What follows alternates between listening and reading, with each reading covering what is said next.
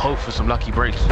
F1 the movie has been labelled Top Gun on wheels, which is actually a perfect way to describe it, or more precisely, Top Gun Maverick on wheels. You see, both movies shamelessly leverage iconic IP, have vehicles that go very fast, driven by stoic dudes in fire-retardant outfits who are patently too old to be doing this shit, and both movies are ultimately kinda mediocre.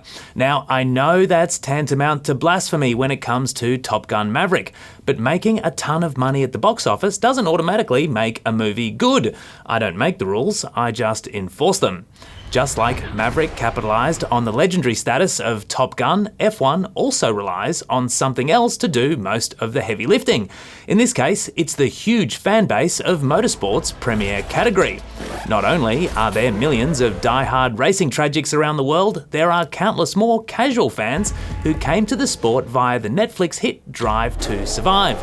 You can bet Apple Studios was banking on that rusted-on audience when it won the studio bidding war to secure what was, at the time, an untitled project from Top Gun producer Jerry Bruckheimer and Maverick director Joseph Kosinski. One criticism of the majority of music biopics that have flooded cinemas recently is that they rarely dig beneath the surface and opt instead for a superficial portrait of an artist. This is no accident. Studios need to keep record labels and artist estates on side if they hope to license a bunch of hit songs for the movie.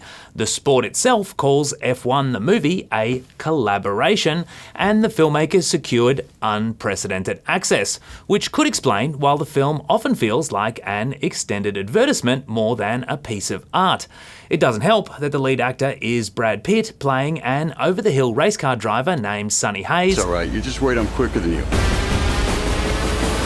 Who's less a has-been and more of a never was, after a promising career in F1 was cut short by a brutal crash in his youth.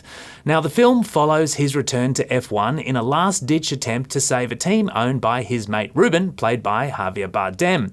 Now, I love Brad Pitt as much as the next person, but the guy is really not acting in this movie. He's just being Brad Pitt.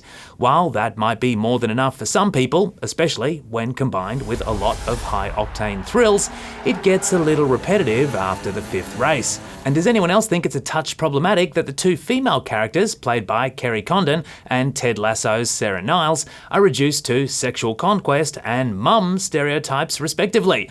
When it comes to recent motorsport flicks, Ford versus Ferrari has pole position, but F1 the movie is just good enough to claim a podium finish. It gets 3 stars. And cut.